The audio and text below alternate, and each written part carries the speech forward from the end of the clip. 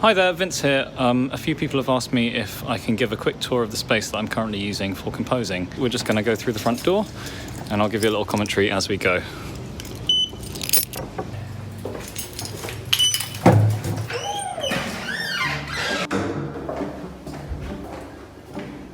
Come down the corridor. A few different kinds of businesses in here. We've got like a full-on lab in there, which looks pretty cool. Some video production people. This is where I get my hair cut.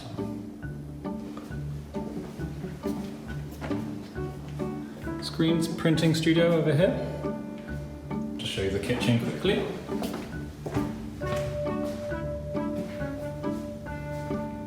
This is where Letitia, our community manager, sometimes comes and sits and does some work. Doodly illustrations there on the blackboard. Also known for its motivational quotes. Pixel art there at the end of the corridor.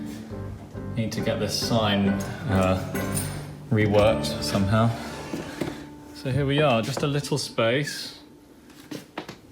This is my writing room. Not currently using a separate live room, control room type setup at the moment. So I've got my upright piano here. Some bass traps and various things to control the sound a little bit so you don't get any nasty slap back, and hopefully most of the main kind of resonances have been taken out, but it's not perfect, which is why I still like to work with people like my friend Tom, who make my stuff sound really good. Keyboard currently just being used as a desk. I haven't particularly tidied up or anything, honest. So this is the studio in its kind of natively messy state. So shelving unit here with various bits and bobs. This is my sort of stick area, and there's a Guiro in there at the moment. And I've got some shelving, you know, basic percussion stuff.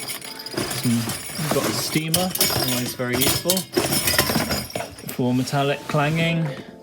You know, oh, we got this guy, Fluffy Beta. Thank you to my mate Harple for that. Shout out.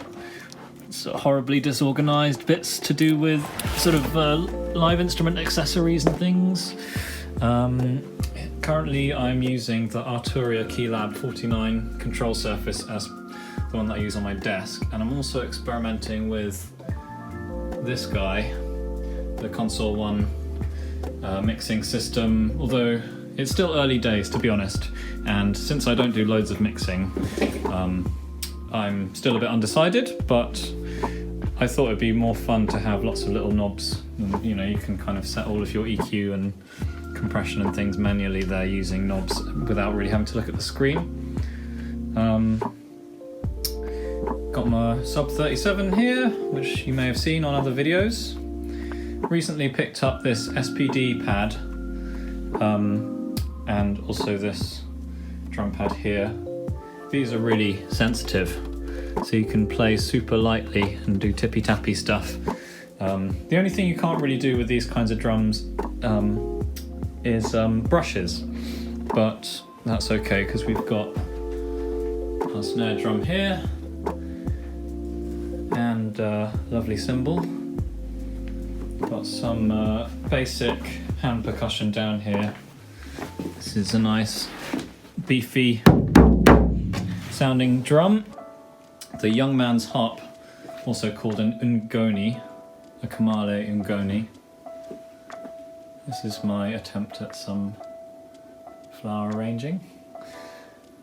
I wanted some flowers and naturey stuff in here, and there's a florist down the hall who does that sort of thing, but obviously there's no natural light in this room, and so it's a bit of a death trap for plants.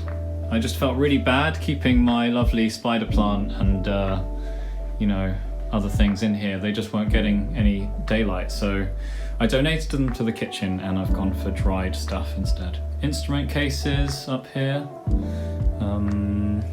some mic cases, We've got a Quika here, which I definitely don't use enough, but it also doubles as quite a useful little hand drum. Drawing tablet, melodica. Got some chickens here, always useful.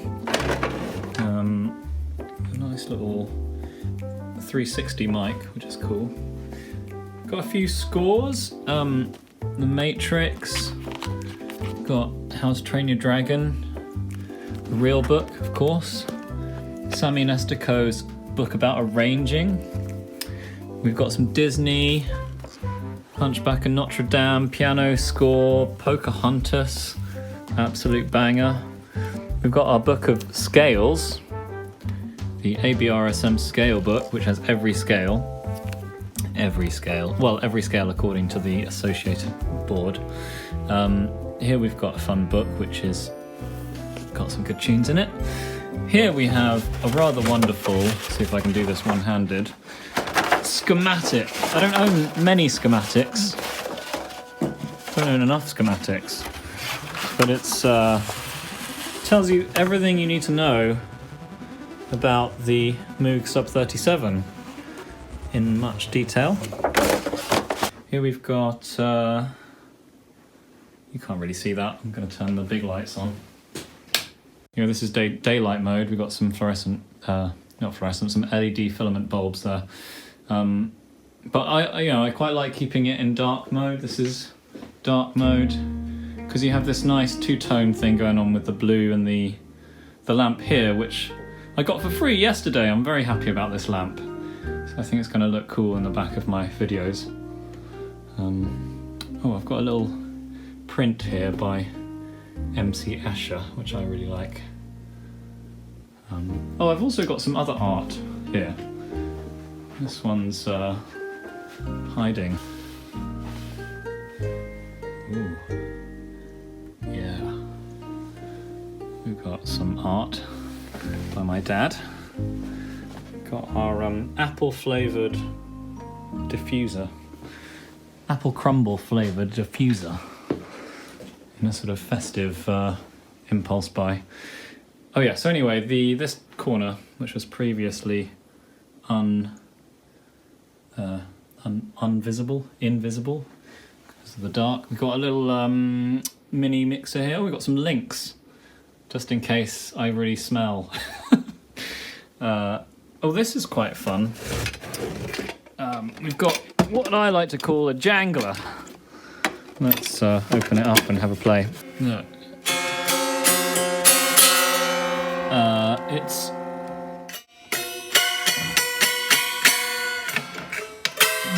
I've actually forgotten the name of this instrument.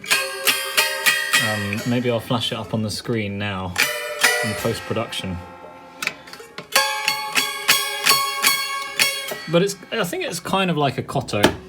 It's very out of tune, although it is possible to tune it with the tuning things. It sounds a bit crap there when I played it just now, and you might be like, why would you need such a thing? But if you spend a bit of time getting the tuning right and playing it with a plectrum, you can get some very nice sort of jangly, sort of cinematic. I've used it for pirate type music in the past.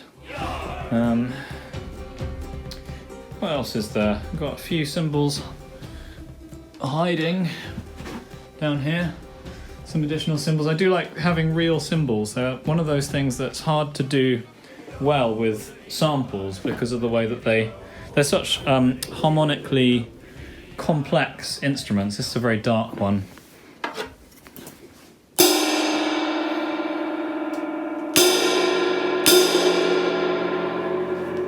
I do like my dark jazz cymbals.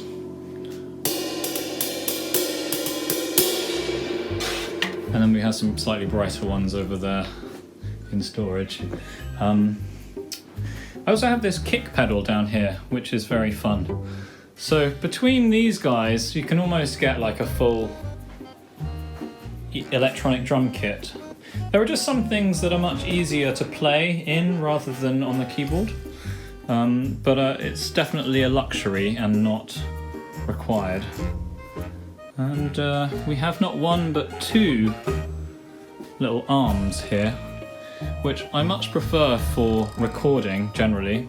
Sorry, the camera's going all over the place. I'm using a electronic gimbal thing, which sort of has a mind of its own sometimes. My philosophy with making videos at the moment is to try and keep things as easy to just plug and play and just start recording without much setup as possible. So, whoa. Sorry about all of this camera shake, guys. So that's why this allows me to get a couple of different angles without having to set up a tripod, and also the tripod takes quite a lot of floor space. This is only a little room. Oh, I have some cloud mounted acoustic panels on the top there. We have what is one of my favourite pieces of fabric ever here, which is a batik pattern from Malaysia, possibly? Singapore, maybe? We have some Peruvian bells. Peru via New York. I found these in a basement music shop in New York. You may know the one that I mean if you live in New York. But these are absolutely gorgeous. And actually the combination of the two, because you have this kind of jingle, and then you have this kind of jingle. And the two of them combined are just unbelievable.